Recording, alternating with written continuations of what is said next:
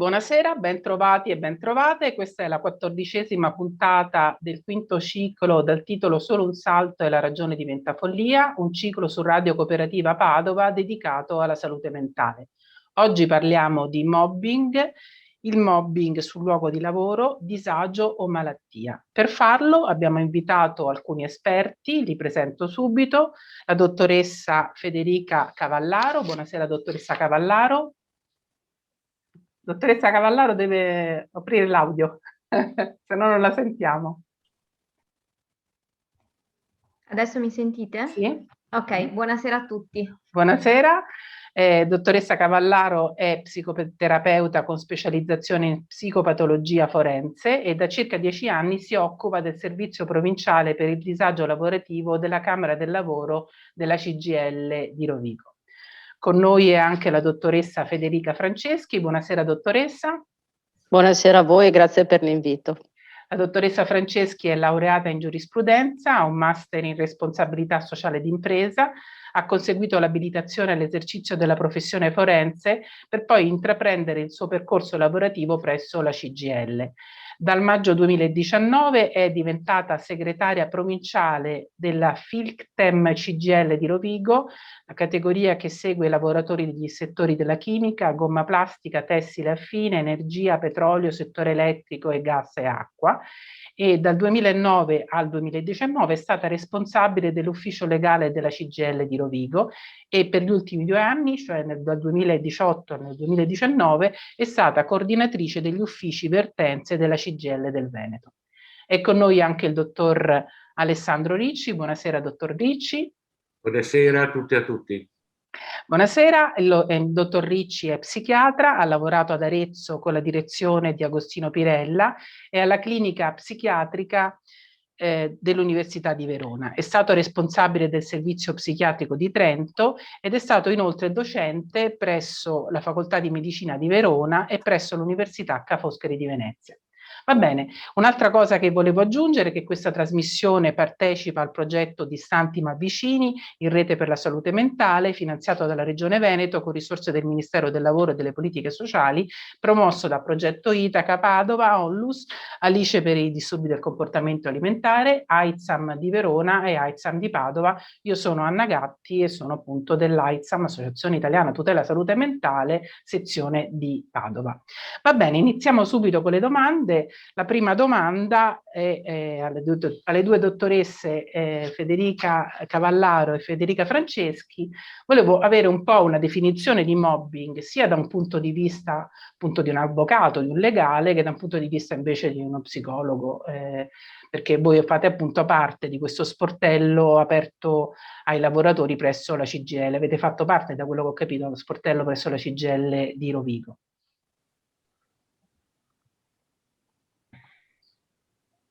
Io racconto insomma la storia dello sportello e poi così riusciamo anche a dare una definizione del mobbing.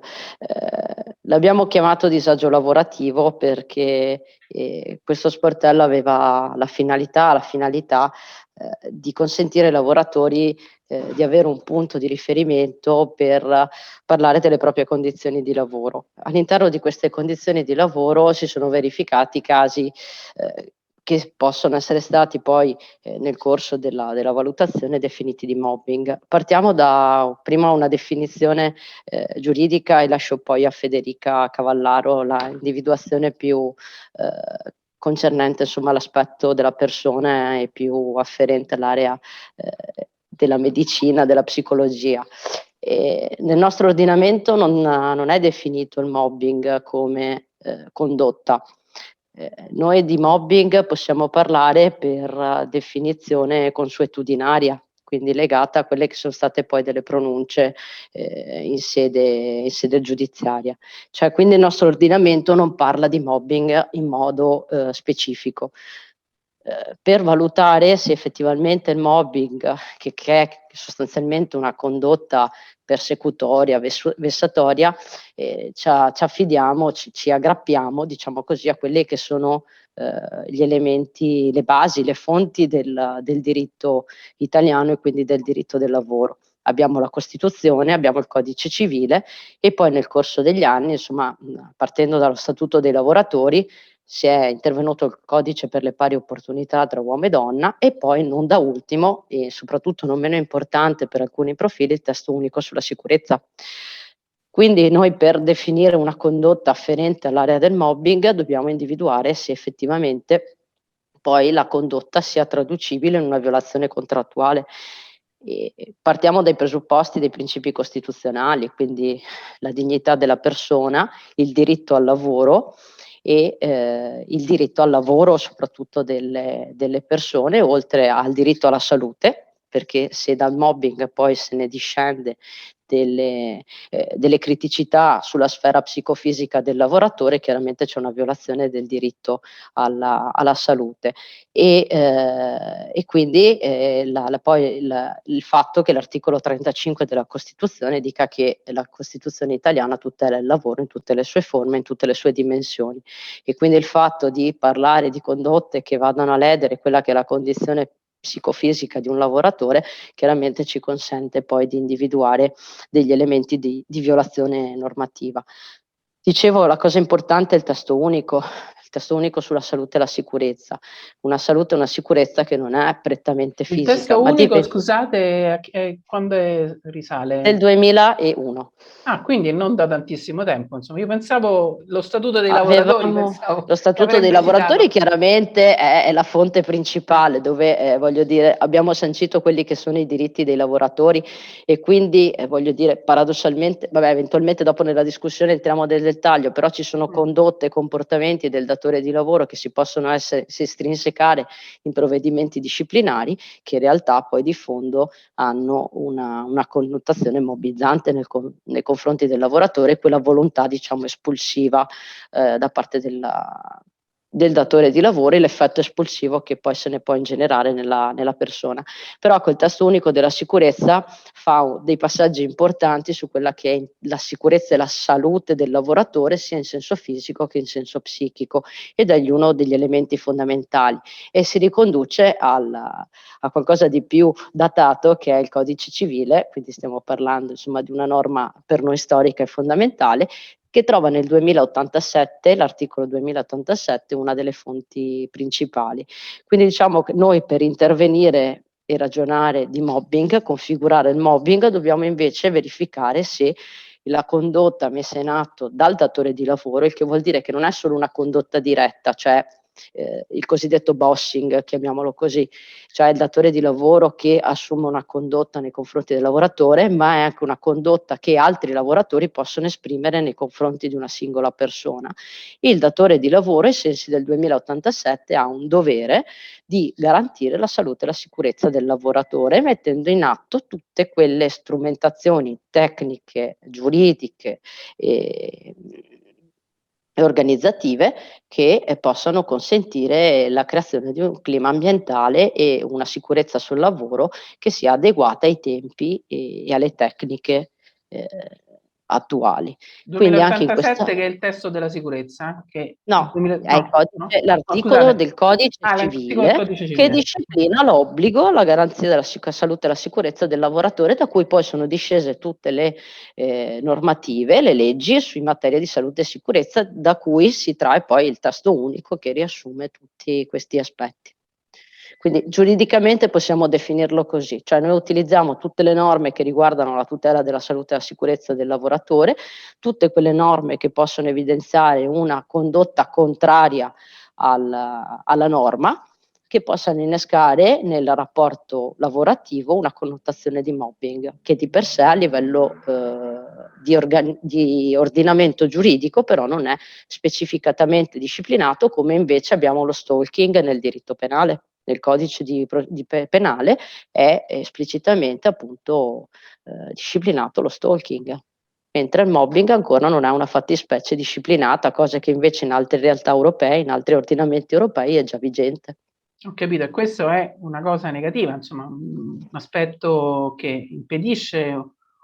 Abbiamo un testo unico sulla salute e sulla sicurezza, norme sulla salute e la sicurezza che consentono di tutelare la persona, la sicurezza e la salute della persona. Per quanto riguarda poi l'individuazione di una fattispecie specifica, sì, è un vulnus della norma, del sistema normativo italiano. Ma rispetto alla quale c'è qualcuno che si è mosso per fare una proposta di legge? Ci sono delle... Ma che il mobbing è stato presentato più volte come questione, però vi ripeto, esiste uno strumento giuridico, le norme di cui siamo dotati, che comunque consentono una verifica della fattispecie creata dalla consuetudine giurisprudenziale, ma non legislativa, perché è più legata alla violazione contrattuale, extracontrattuale, legata al rapporto di lavoro. Quindi il risarcimento del danno da noi esiste, quindi se il mobbing produce un danno alla persona, perché questa è la cosa più evidente, abbiamo gli strumenti per ottenere ci sono comunque degli strumenti. Ecco, sì. ci sono comunque degli strumenti. Va bene, una volta che abbiamo provato. Sentiamo la dottoressa Cavallaro dal punto di vista, diciamo, psicologico, insomma, Allora, mi aggancio a quello che diceva la collega rispetto al fatto che quindi è difficile, ci conviene pensarlo più come un fenomeno, perché quello che noi possiamo dimostrare dell'esistenza di questa cosa dipende molto dalla conseguenza e quindi dall'esito che il fenomeno ha sulla persona o sull'insieme delle persone a cui viene rivolto. Per cui entriamo nel campo poi della valutazione del danno, come diceva la collega, ed è lo strumento principe per poter, come dire, annoverare che vi sia stata la presenza di questo fenomeno. Cosa diversa se invece si parlasse di reato vero e proprio, come parlava prima per quanto riguarda lo stalking, o una malattia, che può essere la malattia sul lavoro, per esempio. Quindi entriamo in un campo che ha delle zone grigie, che sono proprio questa questione di poterlo dimostrare solo attraverso la valutazione di un danno, che può poi nel diritto italiano avere varie possibilità. Per quanto riguarda gli aspetti, diciamo, più prettamente psicologici, essendo un fenomeno, è un fenomeno che ha a che fare con un ambiente lavorativo, con un'organizzazione lavorativa, tanto che possiamo parlare in maniera più ampia di disagio psicologico, psicofisico del lavoratore all'interno dell'ambiente di lavoro e come sottospecie possiamo definire il mobbing come un fenomeno in cui vi è un attacco ripetuto e continuativo contro la persona per lungo e diverso tempo e che tale modalità deliberata attivi e abbia come conseguenza tutta una serie di danni che la persona in questo caso subisce. Altro dettaglio importante che poi viene inserito all'interno anche del testo unico della sicurezza è la questione della costrittività organizzativa, ovvero forme di vessazione diciamo più contenuta ma che hanno a che fare con una costrittività da parte verso il lavoratore che si trova a vivere in una condizione nel proprio ambito appunto lavorativo di costrizione rispetto a quelle che sono le modalità organizzative e qui si parla di una vasta, ampia gamma di elementi. Le conseguenze di tipo psichico, anche qui, siccome si tratta fondamentalmente della valutazione di un danno, la valutazione si opera tramite delle valutazioni di tipo clinico e di tipo testistico, che però vengono mutuate da quelle che sono o la testistica della clinica o la testistica, diciamo, europea, che in questo caso è andata molto avanti rispetto all'Italia nella costruzione di alcune modalità di studio del fenomeno. E che cosa comporta quindi il mettere insieme una serie di elementi per costruire e verificare effettivamente se e come c'è stato questo tipo di vessazioni e quali conseguenze psichiche può aver determinato. Quindi praticamente non è molto facile riuscire a dimostrare il mobbing, da quello che ho capito, da un punto di vista, diciamo, pratico. Quello che voi avete verificato con questo sportello, che tipo di esperienze potete riportare? Beh, lo sportello nasce innanzitutto perché la CGIL ha pensato che all'interno dell'ambiente di lavoro, oltre ad avere delle tutele di tipo sindacale, di tipo legale, fosse opportuno avere anche la possibilità di avere una tutela di tipo anche più psicologico rispetto a quello che è il lavoro, che è uno dei luoghi fondamentali della nostra esistenza e direi per tutti. E questo è stato un primo importante passaggio. Dopodiché diciamo che lo sportello nasce come apporto a quelle che sono tutte le forme di disagio nell'ambiente lavorativo. Poi per quanto riguarda il mobbing ha un suo filone che richiede tutta una serie di attenzioni, di integrazioni. Il lavoro che si fa alla CGIL, ma questo magari poi la collega lo potrà esplicitare meglio, è un lavoro in un'attività integrata, ovvero il lavoratore che si rivolge allo sportello non incontra semplicemente un punto di ascolto, ma generalmente viene contattato il segretario di categoria per capire dove ci stiamo collocando, in quale tipologia di lavoro, in quale contesto di lavoro, se la persona è conosciuta, che tipo di problematiche potrebbero esserci, e da lì poi si può avere sia un punto di ascolto, ma anche altri tipi di attività che possono riguardare, come in questo caso, anche una prima, se vogliamo chiamarla valutazione, di possibilità o meno sia di vessazione, ma anche di entità del disagio e della qualità del disagio. Ma voi in concreto date dei suggerimenti? Che tipo di azioni mettete in atto? Rispondo io. Guardi, per fare una battuta, il 90% delle persone che incontriamo entra nell'ufficio legale o nell'ufficio del segretario di categoria dicendo mi fanno mobbing, perché Federica diceva è un fenomeno, e quindi però è un fenomeno che ormai è entrato nella consuetudine anche linguistica delle Certo. persone. Nel momento in cui c'è una condotta scorretta nei confronti di un lavoratore, la prima reazione che il lavoratore ha è di definire la sua situazione di mobbing.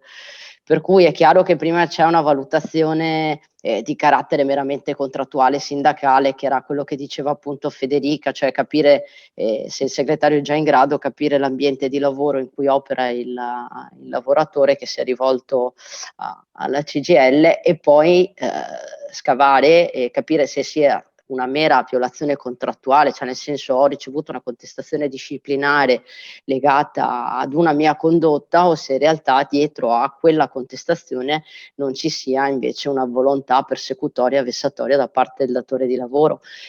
Oppure nel momento in cui viene lamentata una contestazione eventualmente legata a rapporti con i colleghi, perché molto spesso può capitare, allora andiamo a scavare anche su quelli che sono i rapporti con i colleghi e da dove può essere scaturita anche la contestazione. A quel punto l'aspetto giuridico e contrattuale sindacale si ferma e entra in gioco, in questo rapporto appunto di continua interfaccia con lo sportello disagio lavorativo, una valutazione.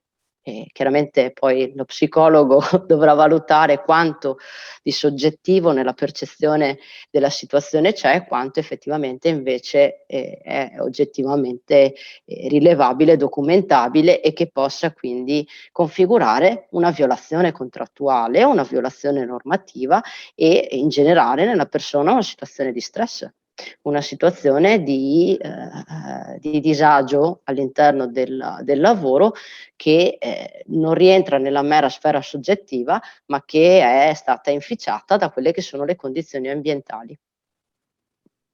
Ho capito. Va bene, sentiamo anche l'esperienza del dottor Ricci, che come psichiatra ha incontrato tante persone che erano anche lavoratori, insomma, e quindi che tipo di racconti, che tipo di esperienze gli vengono riportate?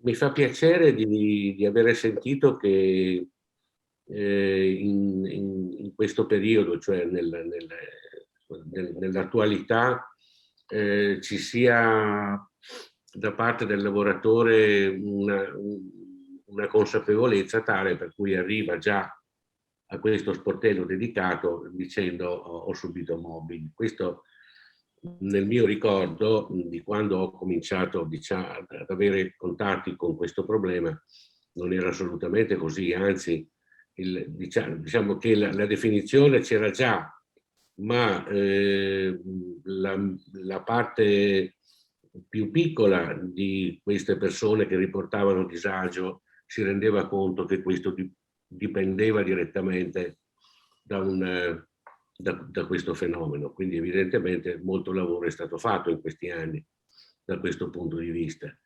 Io devo dire che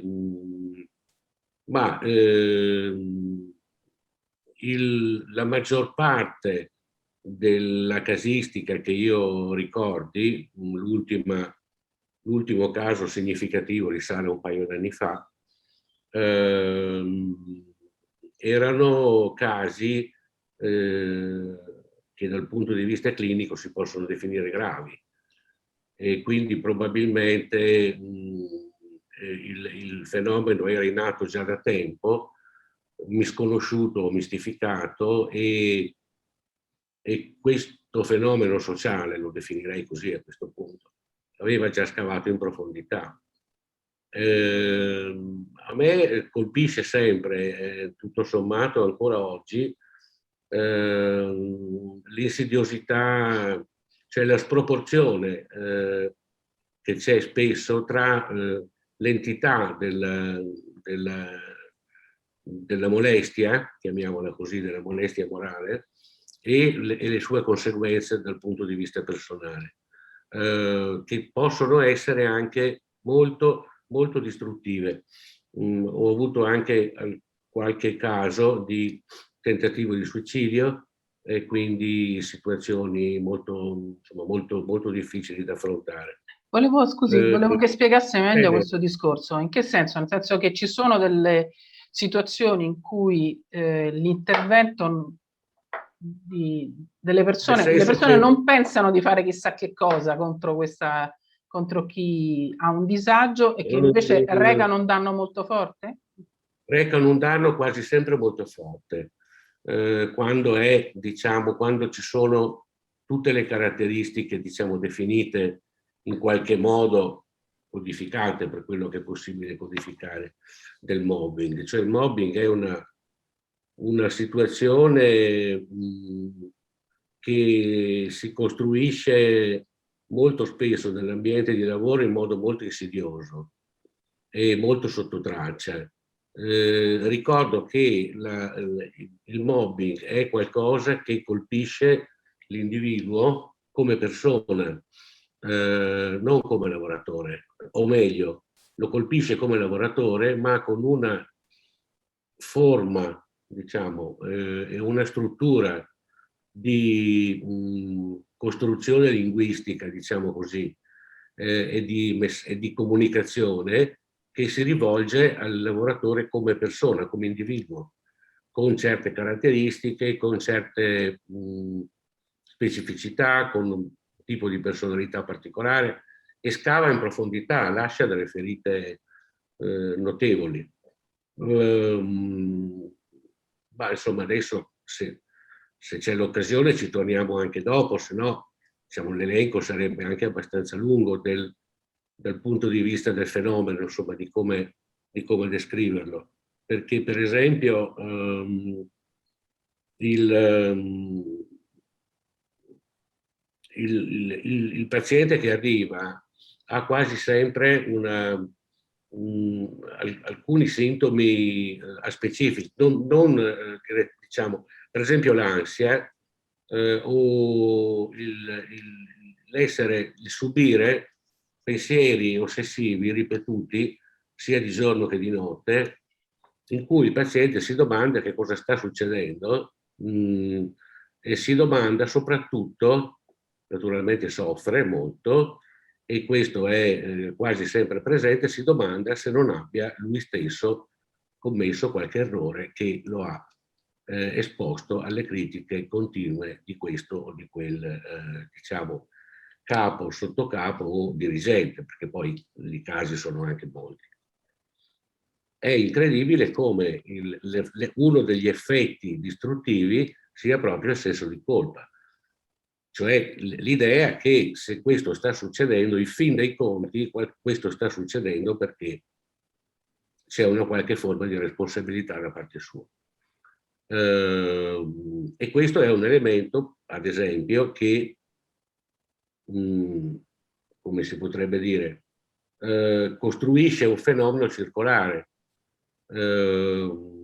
cioè il lavoratore che subisce mobbing, che subisce questa aggressione, tende a reagire in modo difensivo, e in questo modo riattiva, no? In un meccanismo circolare di feedback positivo, riattiva la molestia, anzi la aumenta, per così dire, per cui questa cosa qui finisce per diventare una miscela esplosiva.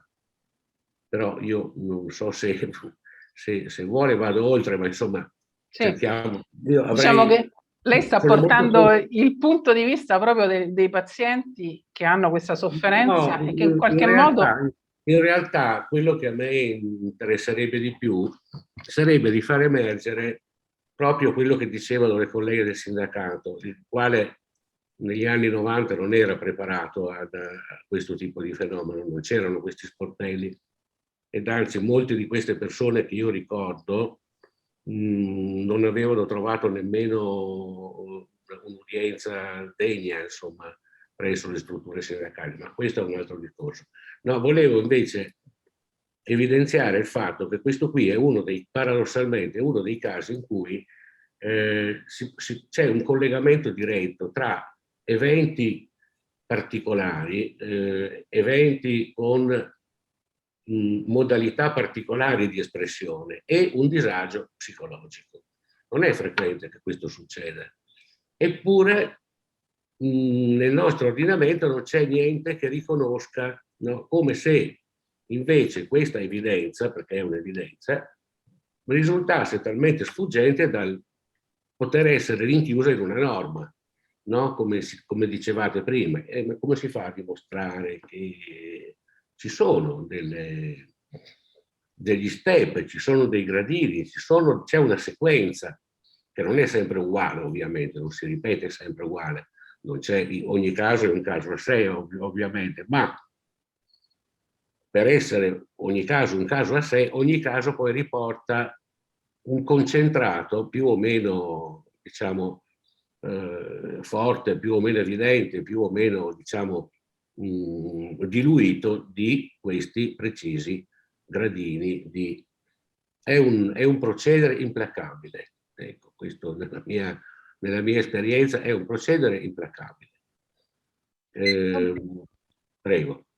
No, pensavo che lei avesse concluso, volevo chiudere un attimo questa parte. No, chiudo qui perché nel senso non vorrei rubare tempo agli altri. No. Adesso chiudiamo un attimo e facciamo la pausa e poi dopo riprendiamo sempre su questo tema per capire meglio, perché poi da quello che ci siamo dette prima con la dottoressa Franceschi, la frequenza di situazioni in cui si va proprio in giudizio e si porta in giudizio il datore di lavoro o l'ambiente lavorativo per mobbing sono pochissime, quindi poi bisognerebbe capire come mai questo succede e lo riprendiamo appunto nella seconda parte di questa trasmissione. Grazie.